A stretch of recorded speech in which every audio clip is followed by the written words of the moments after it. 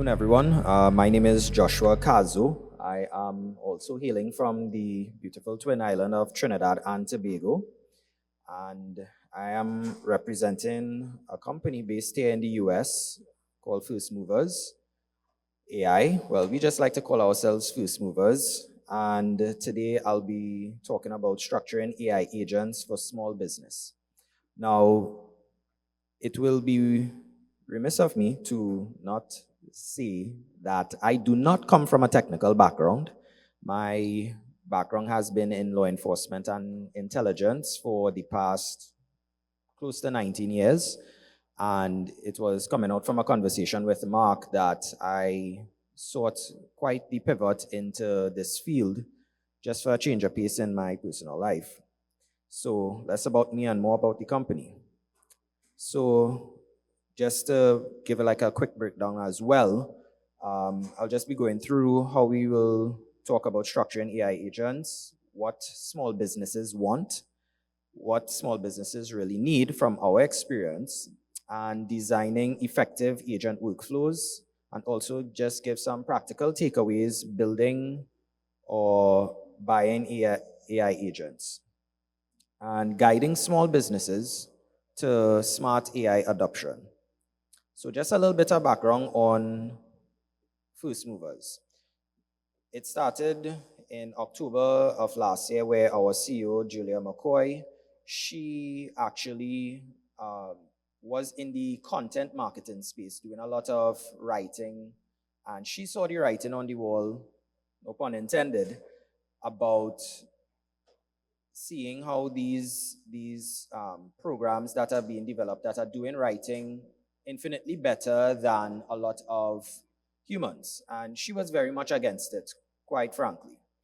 And she decided, I'm going full pivot. She created this company, started a YouTube channel, and was able to create quite an audience of people online, grew her YouTuber channel from like 19,000 followers to like 100,000 in like 5 months, all because she built out a structured flow of using AI to craft content and also use HeyGen and 11 Labs to present herself online.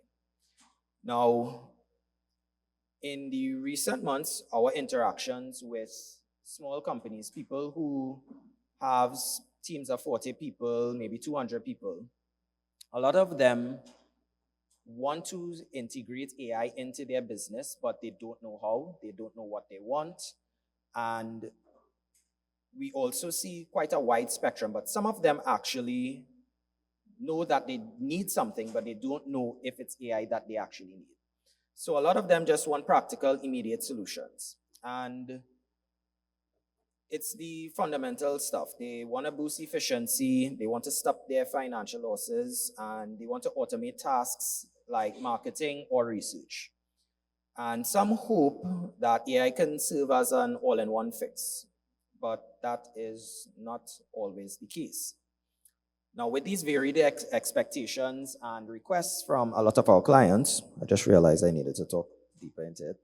Okay. Requests range from those who want to have a hands-off solution. Some people do not want to interact with the technology a lot. We found that some like to get a little bit dirty with the technologies that are out there, and they want to engage with the systems design. And because we have seen a wide range of this, we tend to just at least have some initial conversations, and we'll always encourage any organization, if you have a very strong technical team, carve out a team of people to bridge that gap. Identify your prompt engineers, identify people who are good with marketing and sales, and really have a lot of sit-down talks with them to be those translators for these businesses. Now, the reason why we're saying that, a lot of people have misconceptions about AI's capabilities. And this could be due to a lot of AI hype, people seeing a lot of Instagram posts about AI turning spaghetti chewing humans within what, 2 years? in the span of 2 years into something that is looking like it's shot by Wes Anderson. And they're expecting that to be translated into processes. They're expecting that to be translated into screening information. But we know that a lot of the technical aspects of artificial intelligence requires a lot of iteration. It still requires a lot of screening through data if the data is properly presented. And they are more, for the lack of a better term, they are expecting Jarvis. They want to get some super AI system that is like their overlord. There are people out there that are expecting that today. But we have to manage these expectations. So what do small businesses actually need? So coming from about, I would say about probably 300 client calls or so, people, a lot of them being looky-loos, they're coming in, they just want to see what's happening. But a lot of them just want to get a little bit of awareness. They ask a lot of questions. So we have decided that you need to advocate for a lot of consulting before you start to build. A lot of companies, I wouldn't even say companies, it's more like small solopreneurs out there who are just offering their individual automation services and say that we are building out a world of agents. And that is what's pervasive on the market. And a lot of times they're not taking the time to understand the workflow of organizations, and they're making things that are going to crash and fall apart before the project even gets started. So one of the things that we advocate for is to assess AI readiness within a company. And we've been working on a framework which we will be releasing soon, because we are actually pivoting from doing a lot of that hands-on into more consulting. So this is an encouragement for you all to check us out within the next week or two. But just to give you a little insight, the readiness that people need to have is to get them to craft data that is ideal for the tools that will be best suited for them. Now, because there are multiple frameworks and different ways that different LLMs process information, we are asking clients to at least have someone on their team test and make sure that their information is ready to be received by the right agents. So with that, process optimization comes first. We have found that a lot of people actually not processing their information. They don't even have fundamental standardization or SOPs within their organization with respect to organizing their data that they're collecting from clients, or even considering what is the best format to craft that information. That is still existent. So even before people want to get an AI solution, they have to get a logistics solution within their organization. We've also found that a lot of companies, they have some compliance and feasibility issues within their organizations. So for instance, organizations that are in the healthcare space that face a lot of complex nuances with regards to reaching out to to patients and getting that data and collecting that data, where and how they hold that to meet HIPAA compliance. They will have their physical standards, they will have their structures in what technology they use. However, if people are coming to us to, let's say, create an AI chatbot, and you are building it out on, let's say, BillShip, for instance. BillShip in itself is HIPAA compliant, but there are some other automation platforms that are not HIPAA compliant. Now, here's a kicker. In BillShip, the platform itself might be HIPAA compliant, but when you're building out your nodes and you're building out a bit of or you're deciding that you want to use GPTs to process the information coming in, we cannot guarantee that the way how a prompt engineer or even the GPT that people are using within the platform is going to be HIPAA compliant. And that creates another bottleneck or a risk factor to the organization. You don't want it that somebody is coming up and saying, oh, well, we could use GPT 4.0 or something, or if somebody, God forbid, says they want to use 3.5 and it's collecting information and they are not, they don't know about HIPAA compliance and they just want to collect information, but it's that information is going, it's not even like a team account with ChatGPT, for instance, and AI is being trained on someone's personal data. If that could be retrieved, that's a whole can of worms right there.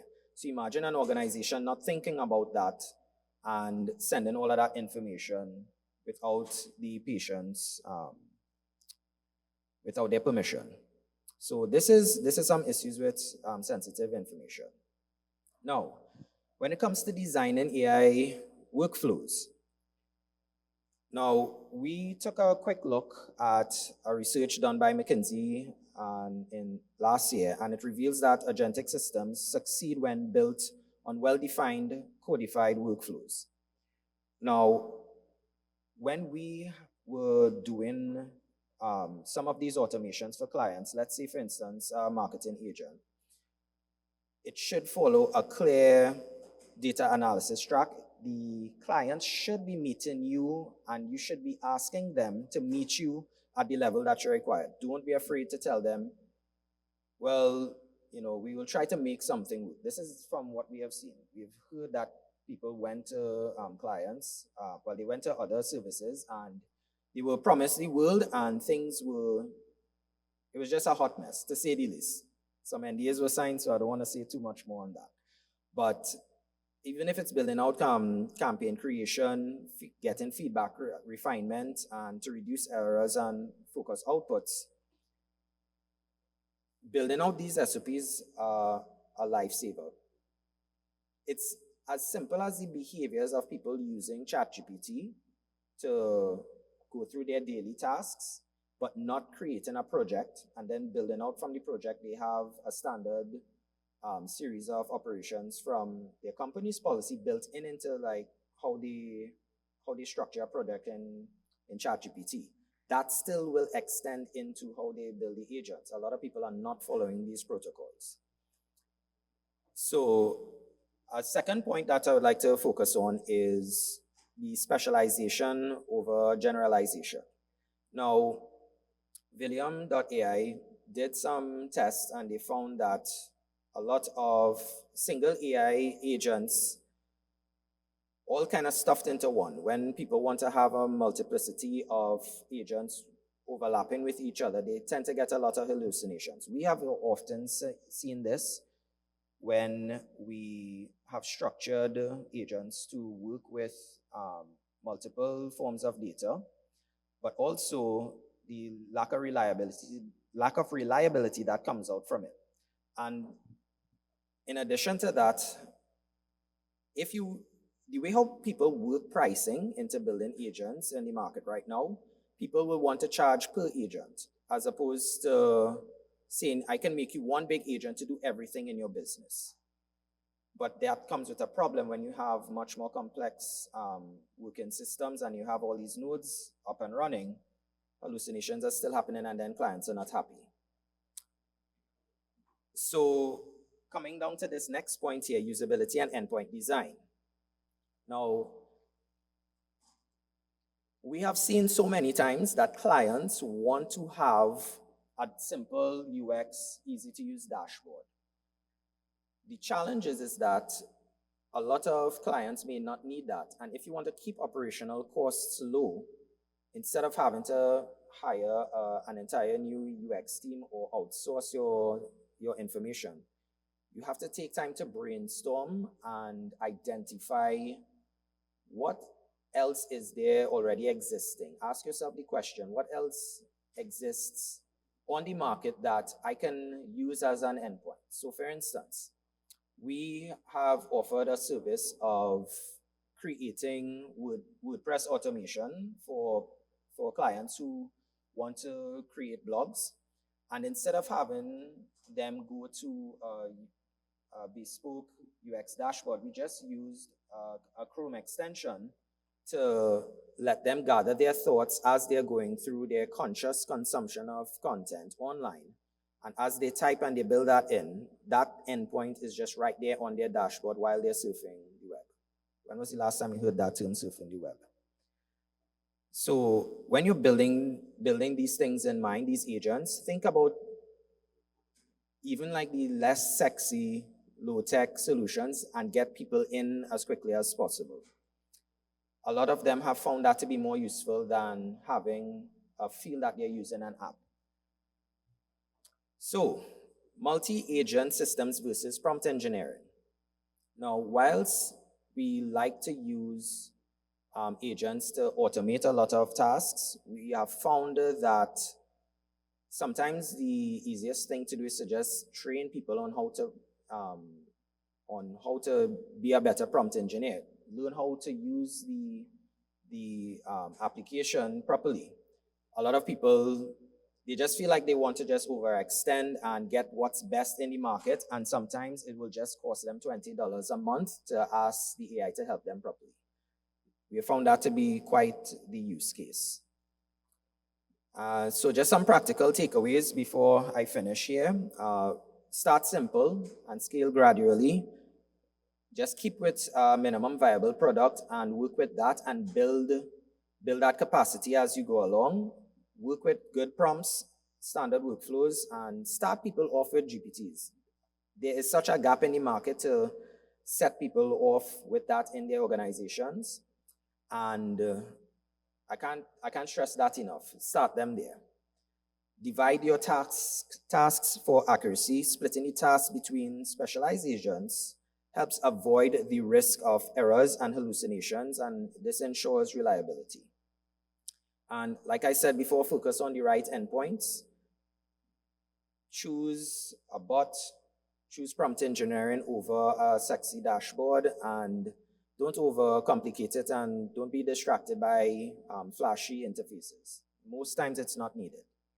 And spend the time to co-design and conduct ongoing consultation. That is more important than trying to give them the best thing. Just give them what they need.